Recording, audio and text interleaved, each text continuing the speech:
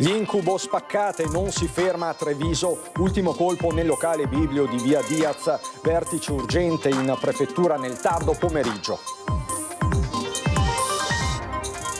L'appello lanciato dal titolare di Tonino Pizza trova l'ok di artigiani e commercianti, si studia anche una petizione in queste settimane tra le vittime, anche la presidente di FIPE Dania Sartorato.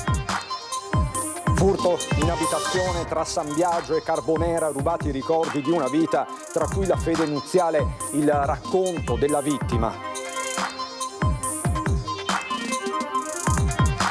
Adescavano le vittime online e le rapinavano, fratello e sorella di 18 e 21 anni di Mussolente finiscono in manette, vittime anche nella Marca. Case senza acqua, pesanti disagi ad Ossono, rotta una tubatura dell'acquedotto durante i carotaggi per la bonifica bellica nel cantiere in vista sul Terraglio Est.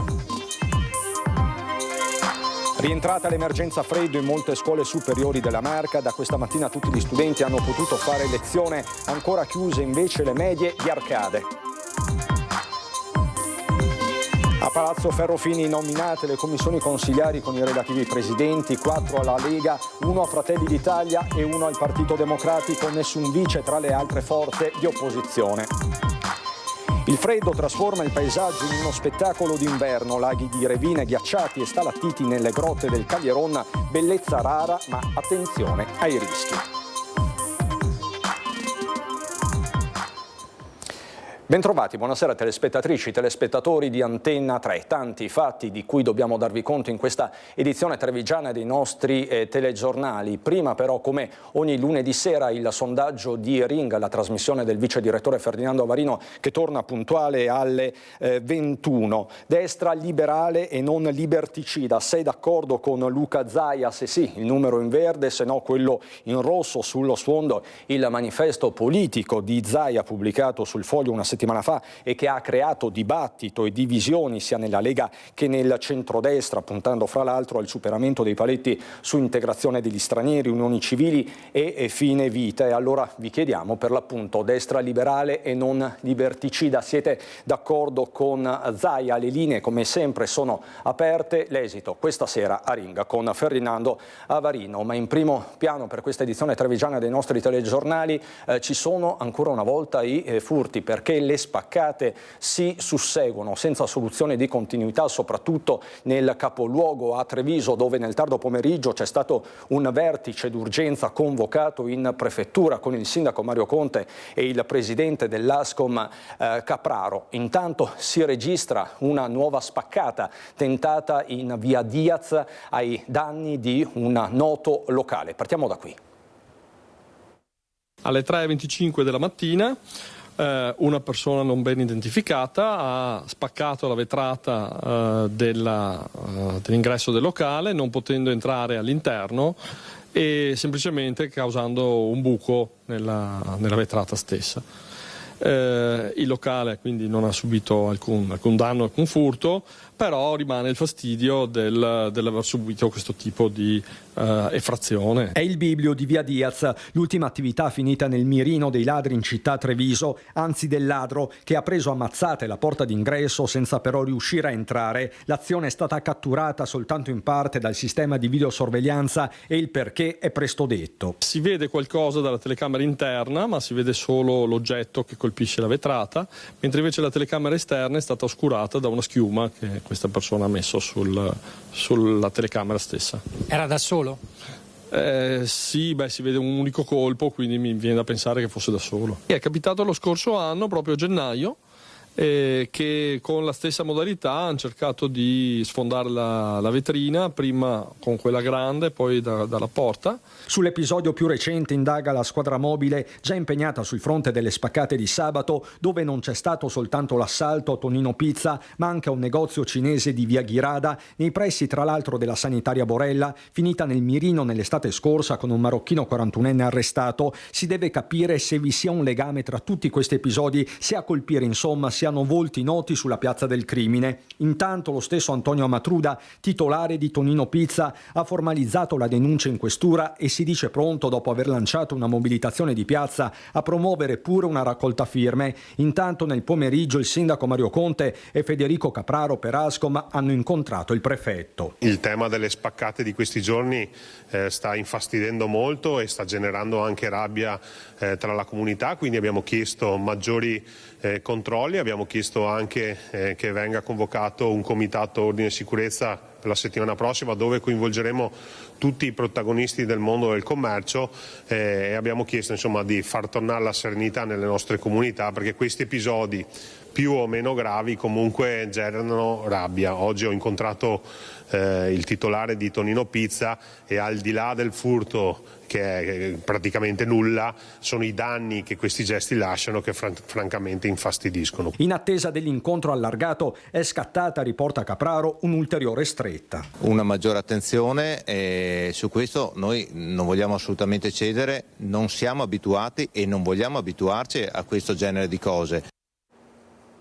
Quindi la politica, l'attualità che si adeguano anche alla cronaca, a quello che succede. Avete sentito l'appello del titolare di Tonino Pizza, quindi l'appello a scendere in piazza, a mobilitarsi, a raccogliere questo appello. Sono le stesse associazioni di categoria, sono gli artigiani, sono gli esercenti della FIPE. E tra l'altro emerge un episodio che non era stato reso noto. Ladri sono entrati in azione anche nel locale in zona tribunale della presidente di FIPE, Dania Sartorato.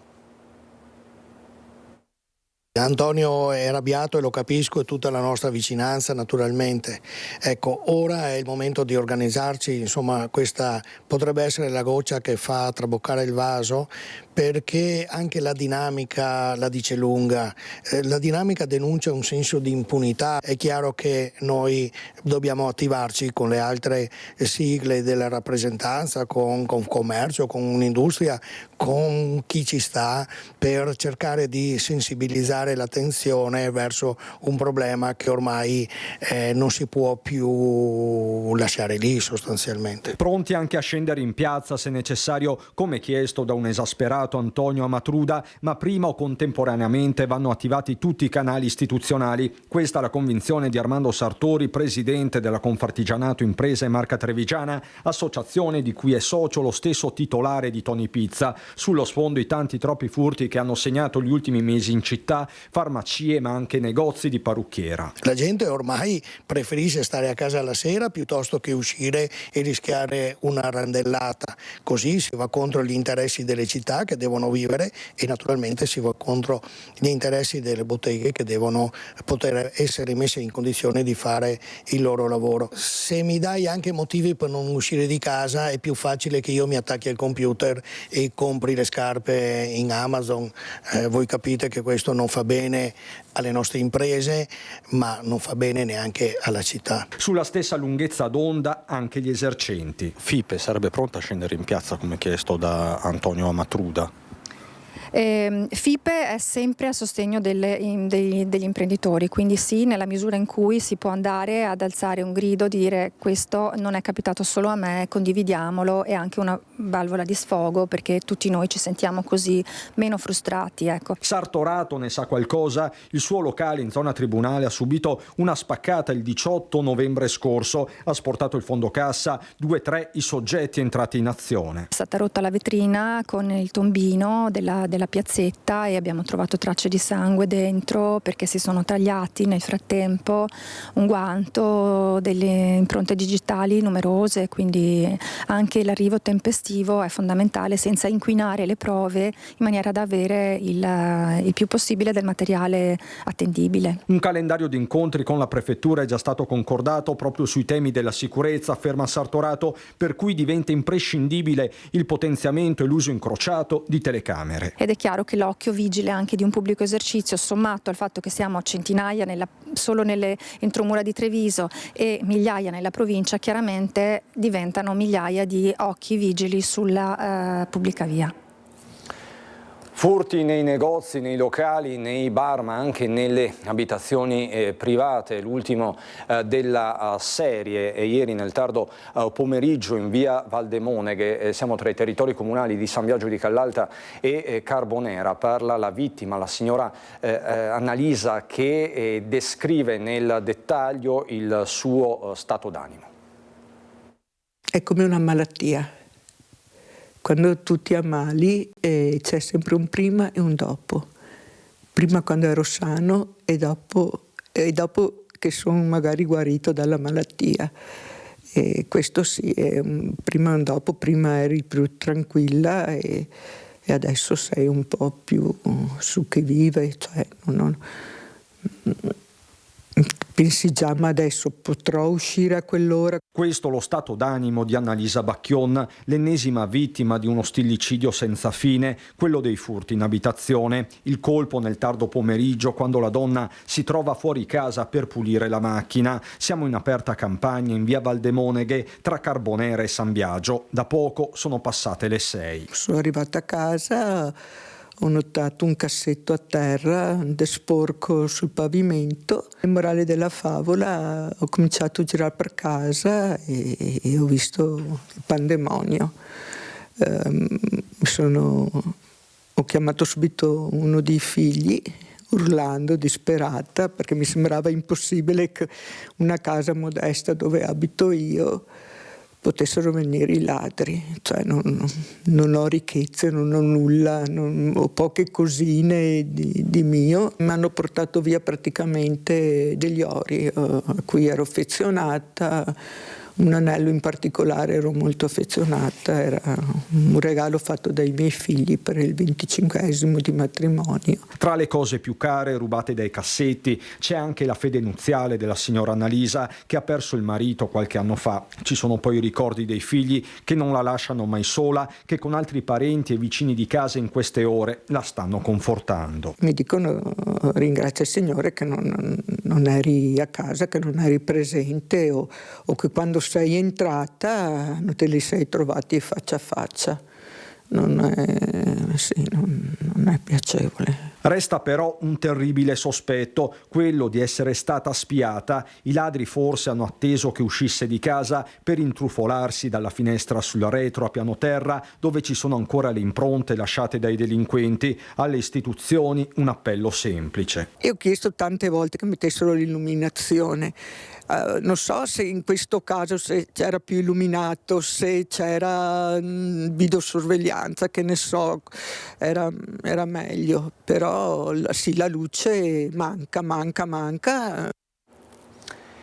Adescavano le loro vittime online e poi le rapinavano. Fratello e sorella di 18 e 21 anni di Mussolente finiscono in manette. Tra le loro vittime, nelle loro maglie, erano finiti anche dei trevigiani.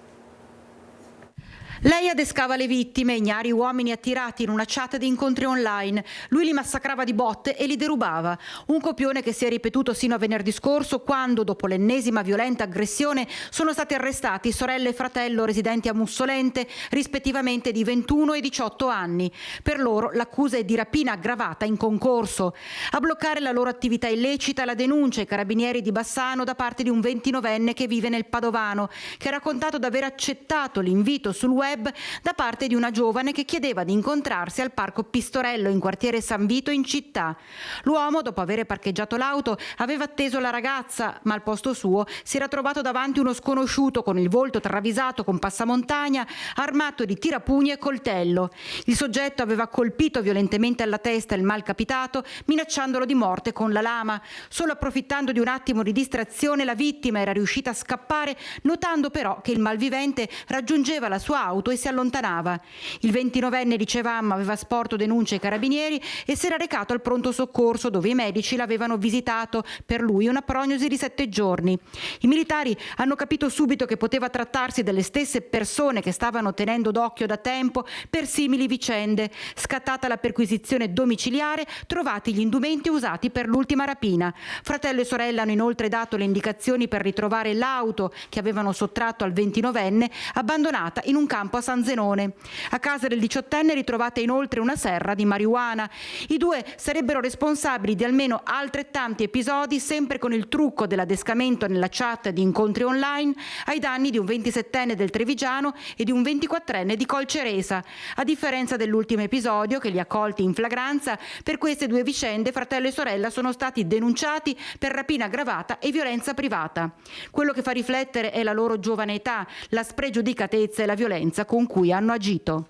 Come amministrazione, come ente comunale, cerchiamo di stare vicine a tutte quelle famiglie che hanno in casa ragazzi che a volte dimostrano, soprattutto quando sono minorenni, dei piccoli segnali d'allarme. Quello che chiediamo è che i genitori ci ascoltino e si facciano aiutare, perché spesso quei piccoli campanelli d'allarme, quelle bravate, quando sottovalutate, poi i ragazzi crescono e arrivano a compiere questi atti violenti che davvero non possiamo perdonare. Lavori preliminari per il cantiere del Terraglio Est. Nel corso dei sondaggi per la bonifica a Bellica è stato danneggiato il tubo dell'acquedotto che da Sant'Antonino serve Dossone e alcune aree del comune di Casiera. La frazione e alcune vie del capoluogo sono quindi rimaste senza acqua. I tecnici sono al lavoro e si presume che il guasto possa essere riparato entro le 21 di questa sera, così dunque nella zona di Dossona. Ed è sostanzialmente rientrata invece l'emergenza freddo in molte scuole della Marca trevigiana. Da questa mattina tutti gli studenti hanno potuto fare regolarmente lezione. Resta lo strascico della polemica politica e la verifica delle responsabilità. Oggi siamo tutti in classe alle superiori, questo è un primo dato importante. Abbiamo sicuramente delle piccole criticità che hanno un'entità minore rispetto a quella dei giorni precedenti. Emergenza sostanzialmente rientrata nelle scuole superiori della Marca, alle prese dopo il ritorno dalle vacanze di Natale con temperature glaciali nelle aule. Tutti in classe dunque, anche se resta qualche problema alla palestra del Palladio. Per alcuni giorni gli studenti faranno lezioni di teoria nelle ore di educazione fisica ed in alcune classi sui versanti nord del Sansovino Obici di Oderzo a causa di piccole perdite dalle tubazioni danneggiate dal ghiaccio. I termosifoni sono rimasti accesi anche nel fine settimana per consentire il rialzo delle temperature nelle aule più fredde. Il monitoraggio dei tecnici della provincia, in collaborazione con i dirigenti scolastici, è costante. Intanto si stanno accertando le responsabilità di quanto accaduto. Il nostro obiettivo era quello di superare l'emergenza e così è stato fatto. Adesso bisogna verificare cosa non ha funzionato rispetto soprattutto agli obblighi contrattuali che la provincia ha imposto ai gestori degli impianti. Quindi stiamo facendo tutte le verifiche, se emergeranno delle irregolarità o degli inadempimenti rispetto agli obblighi saranno applicate le penali e prese i provvedimenti conseguenti. Sul fronte politico, nel frattempo, l'opposizione chiede chiarimenti su quanto accaduto e le azioni correttive che si intendano intraprendere per evitare che le criticità dei giorni scorsi si ripetano. Il PD chiede quali strategie si vogliono attuare circa la manutenzione del patrimonio edilizio scolastico per tutelare il diritto allo studio ed il lavoro di insegnanti e personale. Ribate il consigliere di maggioranza Raffaele Freda: siamo dispiaciuti per il disservizio a studenti e famiglie, ma è opportuno sottolineare che la provincia ha fatto la sua parte, dando, come sempre scrive, priorità di bilancio alla manutenzione delle scuole superiori per garantire tutto quanto necessario allo svolgimento delle lezioni. Emergenza rientrata per molti ma non per tutti. Restano infatti chiuse le scuole medie di Arcade. Io personalmente ho chiamato prima la dirigente scolastica, la dottoressa Lucia Moretti, l'ho avvisata che il nostro tecnico provvederà, come già ha fatto, aveva provveduto, e quindi ad inviare una nuova ordinanza di sospensione per lezioni anche per domani. Resteranno vuote anche domani le aule della scuola media Corazzin di Arcade, chiusa venerdì dopo che un guasto ad un compressore ha messo fuori uso il riscaldamento dell'edificio. I tecnici stanno lavorando, ma non è ancora possibile riaprire la scuola. Se non ci saranno intoppi, 150 alunni che frequentano la Corazzin potranno tornare in classe mercoledì.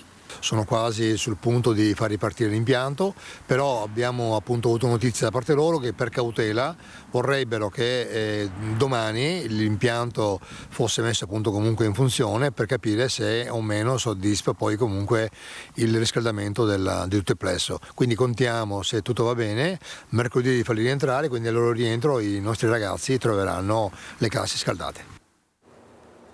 Così dunque ad Arcade. Noi veniamo alla politica, alle elezioni provinciali. È scaduto infatti alle 12 di oggi il termine di legge per la presentazione delle candidature, 2 quelle pervenute per la presidenza del Sant'Artemio, entrambe sono state ammesse dall'ufficio elettorale. Il 1 febbraio sarà dunque sfida tra Marco Donadella, sindaco di Roncade, candidato per il centrodestra, e Luca Durighetto, sindaco di Zero Branco per il centrosinistra. Le provinciali sono elezioni di secondo livello per le quali votano solo i sindaci e i consiglieri comunali dei 94 comuni della Marca, in tutto 1330 elettori. Diventerà presidente il candidato che otterrà il maggior numero di voti, ma quelli per la provincia non sono voti numerici, ma sono i cosiddetti voti ponderati. I comuni sono infatti suddivisi in 5 fasce in base alla popolazione e il voto dei comuni più grandi vale di più rispetto ai comuni più piccoli. Sempre per la politica andiamo a Palazzo Ferrofini, dove è finita la partita sulle commissioni consiliari. Così dunque a Venezia. 5 presidenti alla maggioranza, 1 all'opposizione, 5 vicepresidenti all'opposizione, 1 alla maggioranza.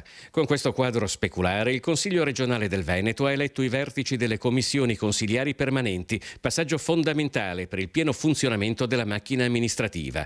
A Palazzo Ferrofini è stato un autentico tour de force, con le 6 commissioni riunite nell'arco di una mattina, spesso in contemporanea, in un clima che il presidente del Consiglio Zaia ha definito di collaborazione e di efficienza.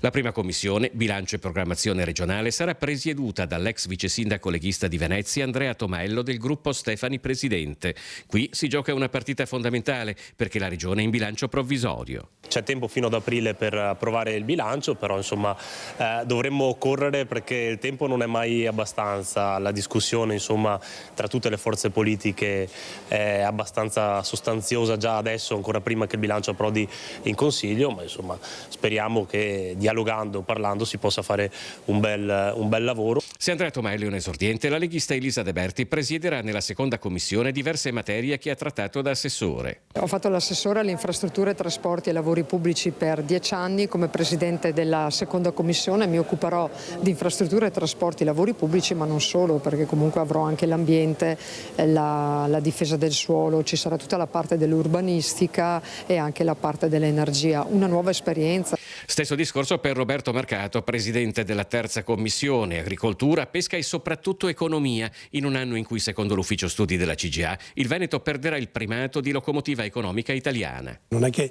perché un anno un'altra regione fa lo 0, più del Veneto si può parlare di cataclisma economico. Non è assolutamente così. Per tanti anni noi siamo stati lo 0, in più di altre regioni, adesso siamo lo 0, in meno, ma continuiamo ad essere lì. Per la maggioranza completano il quadro Manuela Lanzarin, presidente della quinta commissione, politiche sociosanitarie, e unico non leghista Enoch Soranzo di Fratelli d'Italia, istruzione, formazione, lavoro, ricerca, cultura, turismo e sport.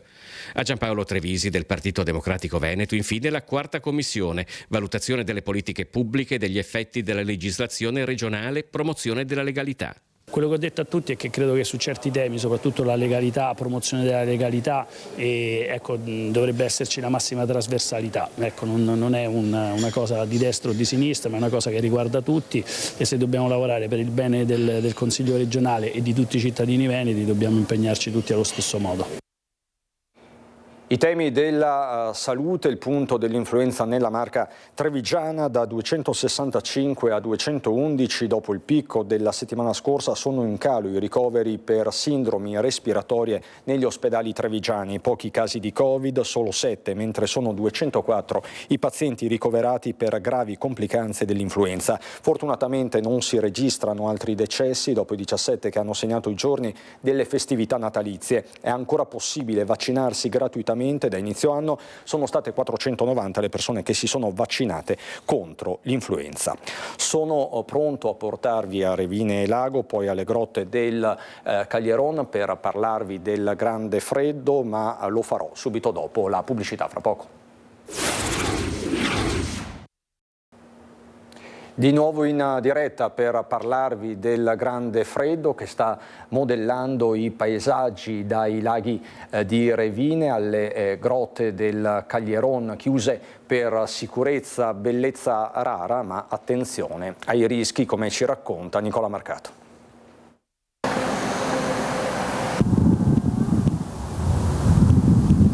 Il freddo stringe la vallata, il gelo trasforma l'acqua in specchio e il paesaggio in una cartolina d'inverno. I laghi di Revine tornano a ghiacciarsi, uno spettacolo che non si vedeva da almeno 3 anni.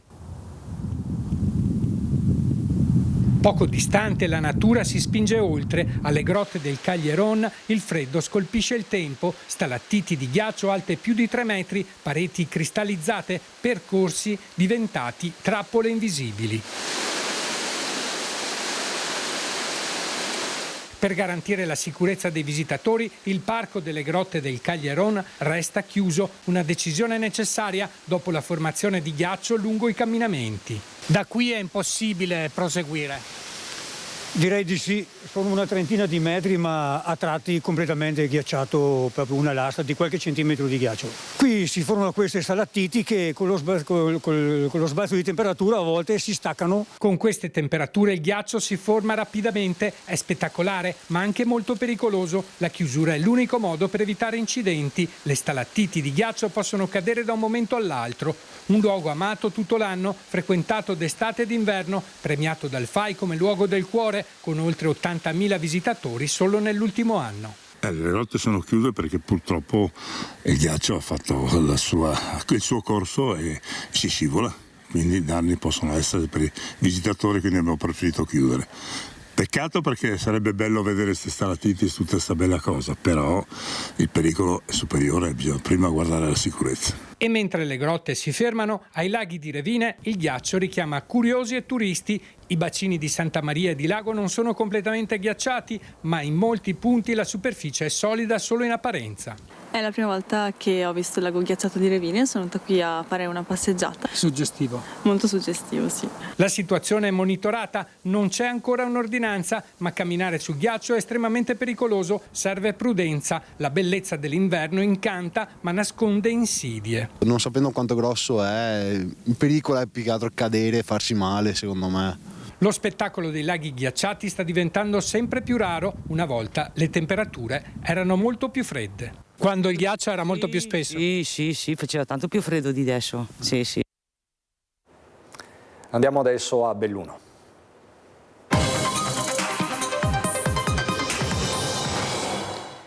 In primo piano il tentato femminicidio di Cortina, con il GIP del Tribunale di Belluno che ha convalidato l'arresto della 52enne di Cortina accusato di tentato femminicidio nei confronti dell'ex moglie, tuttora ricoverata al San Martino. Per l'uomo è stata applicata la misura della custodia cautelare in carcere. Ci racconta tutto Tiziana Bolognani. Resta in una cella del carcere di Belluno Andrea Curtolo, l'imprenditore maestro di sci di Cortina accusato di tentato femminicidio, arrestato l'8 gennaio dai carabinieri ai quali si era presentato dopo la violenta aggressione nei confronti dell'ex moglie, ferita con un coltello al collo e al dorso. Il GIP del Tribunale di Belluno, accogliendo in toto le richieste del PM Claudio Fabris, ha convalidato l'arresto e disposto la custodia cautelare in carcere. L'udienza si è svolta nelle scorse ore. Ad assistere Andrea Curtolo da Firenze è arrivata l'avvocata Sabrina Bolognini. La coppia era separata consensualmente da 6 anni e lo scorso novembre la donna aveva contattato il suo legale per avviare l'iter del divorzio. Curtolo e l'ex moglie lavoravano insieme. Le loro foto campeggiano nel sito della società a Cortina che si occupa di trasporto e di noleggio auto con conducente. Apparentemente non c'erano motivi per immaginare un tale drammatico epilogo. Giovedì mattina Curtolo è andato nell'appartamento al Cademai dove la donna vive con i suoi figli. Lì il rancore del 52enne ha avuto il sopravvento. Le ferite inferte all'ex moglie hanno fatto scattare l'ipotesi di reato di tentato femminicidio. Severissime le pene previste dalla nuova norma entrata in vigore a fine 2025. La vittima è tuttora ricoverata all'ospedale di Belluno nel reparto di chirurgia. I carabinieri con i colleghi del reparto operativo di Belluno hanno raccolto gli elementi utili alle indagini, mentre la procura ha chiesto ulteriori accertamenti che saranno svolti con la consulenza del medico legale Antonello Cirnelli. Restiamo a Cortina per un altro caso che interroga e fa discutere la morte del vigilante nel cantiere dello Stadio Olimpico. Bisognerà attendere almeno fino a mercoledì prossimo per conoscere la data dell'autopsia disposta dalla Procura. Si allungano i tempi dell'inchiesta sulla morte del vigilante di 55 anni allo Stadio Olimpico del Ghiaggio a Cortina d'Ampezzo mentre svolgeva attività di sorveglianza al cantiere. Secondo il legale incaricato dalla famiglia, l'avvocato Francesco Dragone di Lecce, bisognerà attendere almeno fino a mercoledì prossimo per conoscere la data dell'accertamento medico-legale disposto dalla Procura di Belluno, per il quale sarà incaricato l'anatomopatologo padovano Andrea Porzionato. Dagli accertamenti sono attese risposte sulle cause della morte di Zantonini, presumibilmente riconducibili a un malore mentre si trovava all'interno di uno dei gabbiotti installati dalla società di vigilanza a cui Fondazione Milano Cortina ha appaltato il servizio di sicurezza del cantiere dello Stadio Olimpico del Ghiaccio. Poco dopo l'1 di notte di giovedì il 55enne ha chiesto aiuto ai colleghi che lavoravano poco distante dalla sua postazione. Sono stati loro i primi ad eseguire le manovre di soccorso in attesa dell'ambulanza del Putti arrivata in 12 minuti dalla chiamata. Purtroppo inutili le manovre di cardiorianimazione polmonare e di defibrillazione eseguite dai sanitari che hanno lasciato il cadavere a terra in attesa del nulla osta per la rimozione della salma. Giovedì mattina in cantiere sono arrivati i tecnici dello Spisal per tutte le verifiche del caso, mentre l'Ulse Dolomiti ha disposto un'indagine per verificare che le procedure attivate da GVM, la società che gestisce l'ospedale Putti, siano state corrette. Pietro Zantonini aveva preso servizio alle 19 del 7 gennaio per un turno fino alle 7 del mattino successivo. 12 ore filate tra l'esterno gelido e il suo gabbiotto riscaldato. Condizioni di lavoro logoranti. Il vigilante se ne era lamentato con la moglie, che oggi chiede verità. Per il momento è davvero tutto da Treviso e Belluno. Subito dopo la sigla c'è il meteo. Buon proseguimento di serata.